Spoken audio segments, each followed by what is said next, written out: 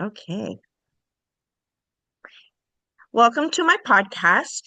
This is Ways to Help Students with Autism and Their Social Skills. And I want to introduce to you our guest speaker, Jennifer Meehan. Jennifer is an autism specialist in two different schools, and she earned her master's in autism at Queen's University Belfast. So, welcome, Jennifer. Hi, thank you. Thank you for having me today. So, we're going to talk a little bit uh, how students with autism struggle with their social interaction and reading social cues. So, the first thing I want to talk about is their visual supports. Um, According to Zuder, reinforcement of what is being, it is a great reinforcement for what is being asked, and it can become a bridge between the student with autism and their surroundings. What are your thoughts? Yeah, I agree. Using visual supports is one of the big areas that I really encourage teachers to use in their classrooms.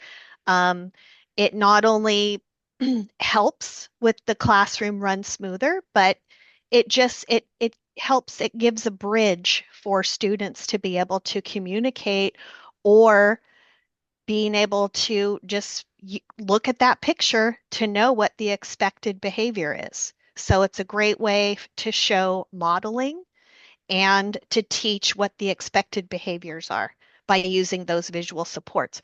And you can use them not just by posting them in the classroom, but also teachers can have a lanyard with simple cues that they've already worked on to for quiet, silent cueing in the general ed classroom. That really helps. Yeah. Interpreting social cues is definitely a challenge that they have. Um, they struggle with like the facial cues or, even with a body language.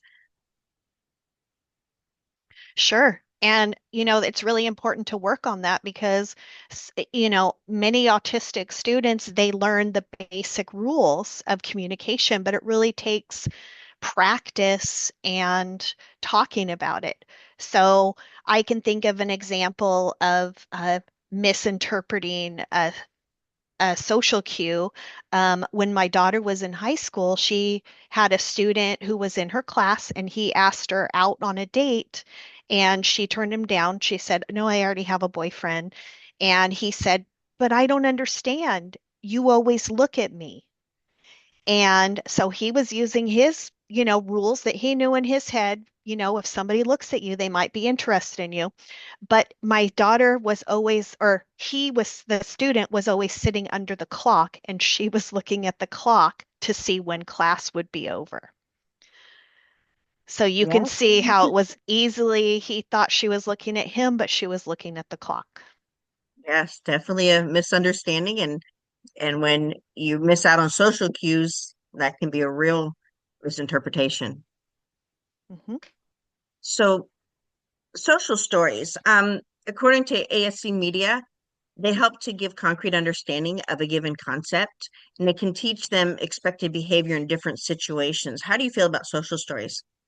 Yeah, social stories are a great way to be used either in generic form or custom form.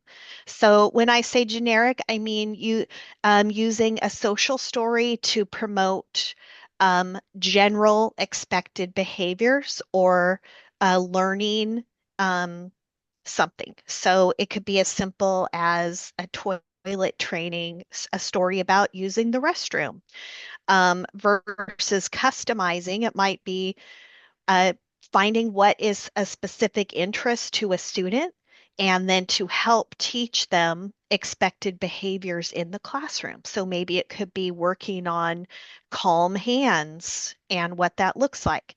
And in the past, I've customized them by adding uh, pictures of interest. So dinosaurs, trains, cars, unicorns, whatever is interested to the student so that they have buy-in to their social story.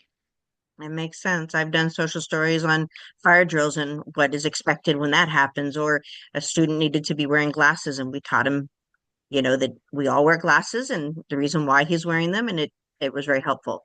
Exactly. And sometimes you only need to use it once, and sometimes you're finding that you're pulling it out every day. Right, right. He kept it in his desk so that he was able Hmm. to refer to it. So we also have role playing. It can help them practice learning how to work with each other. And Sure, yeah, role playing is great.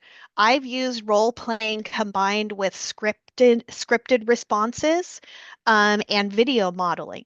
So what I did was I've had the students work on the scripts of everyday activities that we want to work on in the school setting. So it could be, socializing, it could be playing a game and turn taking, but the kids have scripted responses and they get to be an actor and then they get to watch themselves back. And they really, love, most students love watching themselves um, acting or reading. So it's a great tool. And then to talk about, hey, what did you think about that? right. So why should we use scripting? Well, scripting, there's pros and cons to scripting. Scripting is great in simple conversations or simple shorter interactions, but it can also work against students. So you have to be careful of how you use it because if a student who has slower processing time and they've learned this scripted response, if the conversation moves on and they didn't get to finish all of their scripted response that they had ready to go, that can lead to an upsetting, frustrating moment. Right. So Yeah. understanding your student is really important. Yes. Um, so also, um, lastly, we're going to look at peer learning and group activities. So according to Haas, research shows that both peer-mediated instruction and class-wide peer tutoring has shown that there is a positive social and academic outcome of students with autism. Your thoughts?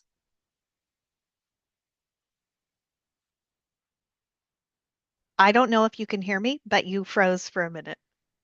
And I think you're frozen right now. There we are. Okay, Okay. let's say that one more time.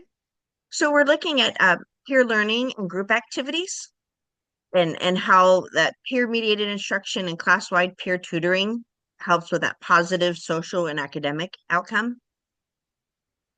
Yeah, so we talked a little bit about that with using that with the video modeling. You can include peers with that, but also using peers for say, structured social skills group and inviting some peers in, or sometimes having, like, say, lunch in the classroom or in in a quiet shared space outside of the cafeteria where you can invite some peers and do some, um, encourage some back and forth conversation in a more structured setting. Right, right. So it can help encourage like turn taking, sometimes appropriate responses. So um, a great resource for parents that they can follow up with is the 10 Essential Social Skills for Autism Development. Helps to understand how to initiate conversations and teach students to know how to interpret social skills within the school and in the community. So I want to thank you, Jennifer, for being here today. Thanks for having me.